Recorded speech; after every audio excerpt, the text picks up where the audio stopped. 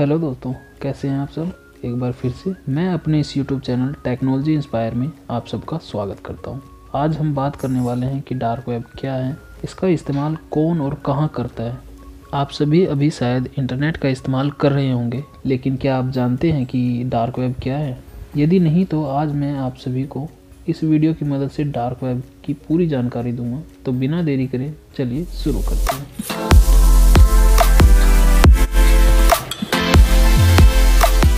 आज के समय में हमारी सभी एक्टिविटीज़, चाहे वो ऑनलाइन कुछ खरीदना हो या किसी से बातचीत करना हो, सभी इन्फॉर्मेशन के लिए हमें इंटरनेट के ऊपर निर्भर होना पड़ता है। ऐसे में आपको लगे कि आप वेब की दुनिया के विषय में सब कुछ जानते हैं और शायद आपने प्रैक्टिकली सभी चीज़ों को इंटरनेट पर एक्सप्लोर कर लिया है, लेकिन आपको शायद ये जानकर शौक लगे कि हमें इंटरनेट के बारे में केवल 4% ही जानकारी है। जी हाँ दोस्तों, गूगल, याहू या कोई भी दूसरा सर्च इंजन वेब वर्ल्ड को केवल 4% ही कवर करते हैं, और वहीं बाकी के 96% वेब वर्ल्ड के बारे में हम सोच भी नहीं सकते हैं, और ये एक आम इंसान की पहुंच से भी बाहर है। इसी बड़े हिस्से को हम डार्क वेब कहते हैं। इस डार्क वेब में सभी चीज़ें शामिल हैं, जैसे कि ऑनलाइन ड्रग्स की सेलिंग, पोर्नोग्राफी, हैकिंग और सभी प्रकार के इलीगल चीज़ें जो कि हमारे नियमों के खिलाफ हैं। वहीं ऐसे डार्क वेबसाइट्स और डार्क वेब को विजिट करना भी इलीगल होता है। इसमें सभी देशों के साथ साथ हमारा देश भी शामिल है। वहीं कुछ एंटी सोशल एक्टिविटीज़ को छोड़कर ये डार्क वेब बहुत काम की भी चीज़ है। ये आपके ऊपर निर्भर है कि आप इसका किस प्रकार इस्तेमाल कर रहे हैं। ये सभी काम डार्क नेट के द्वारा ही संभव हो पाया है। डार्क वेब इंटरनेट के उस हिस्से को कहा जाता है जिसे कि सर्च इंजन्स के द्वारा इंडेक्स नहीं किया गया है। डीप वेब के रिसर्चर्स के अनुसार इंटरनेट का केवल 4% ही जनरल पब्लिक को विजिबल होता है, और इसे हम सरफेस वेब कहते हैं। इसका मतलब बाकी के 96% के इंटरनेट को द डार्क वेब ने बनाया हुआ है। डार्क वेब में कुछ ऐसे वेबसाइट्स होते हैं जिन्हें पब्लिकली विजिबल नहीं कराया जाता है, क्योंकि उनके आईपी एड्रेस को जानबूझकर हिडन रखा गया होता है। वहीं ऐसे वेबसाइट्स को सही टूल्स का इस्तेमाल कर देखा तो जरूर जा सकता है, लेकिन सर्वर डिटेल्स को खोज पाना मानो नामुमकिन होता है। वहीं इन्हें पूरी तरह से ट्रैक कर पाना भी आसान नहीं है। डार्क वेब को एक्सेस करने के लिए आप बहुत से एनोनिमिटी टूल्स का इस्तेमाल कर सकते हैं, जैसे टॉर और I2P।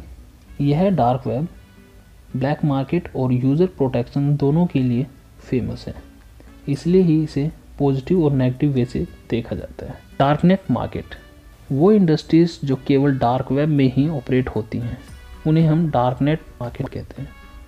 इसमें बहुत से इलीगल प्रोडक्ट्स की मार्केटिंग की जाती है, जैसे पोर्न, चाइल्ड ट्रैफिकिंग, गवर्नमेंट के सीक्रेट्स, डिफेंस सीक्रेट्स इत्यादि। यहाँ वो सभी काम होते हैं जिनका गवर्नमेंट्स और लॉ इन्फोर्समेंट एजेंसीज विरोध करती हैं।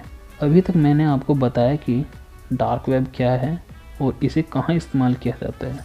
अब मैं आपको बताऊँगा कि डार्क वेब काम कैसे करता है। डार्क वेब में काम करने का ढंग बिल्कुल अलग होता है।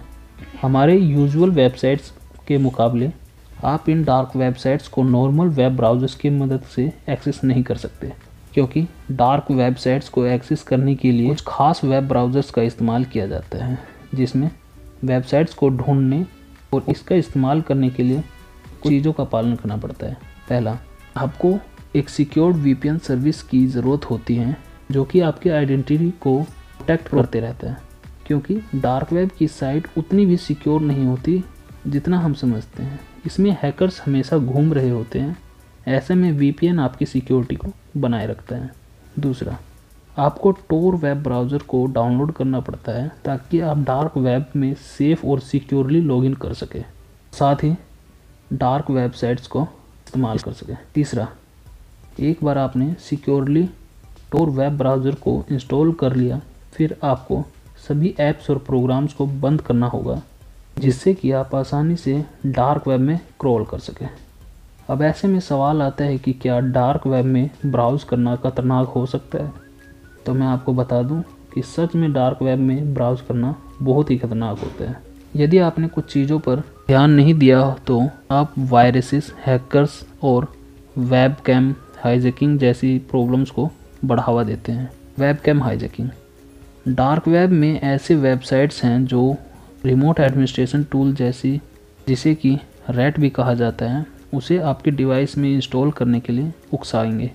इससे होगा ये कि वो आसानी से आपके वेबकैम को हाईजैक कर सकते हैं और आपकी सारी हरकतों पर नज़र रखना शुरू कर देते हैं। इसलिए ही बिना किसी चीज़ों के ध्यान रखे डार्क वेब को ब्राउज करना सिक्योरिटी को बाय बाय कहना होता है। आशा है कि आप सभी इस वीडियो की मदद से डार्क वेब क्या है और इसे इस्तेमाल कैसे किया जाता है समझ गए होंगे।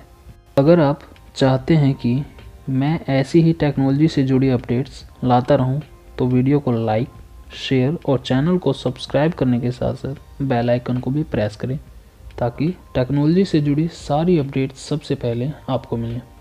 तो मिलते हैं अगली वीडियो में एक और नई अपडेट्स के साथ। तब तक के लिए गुड बाय।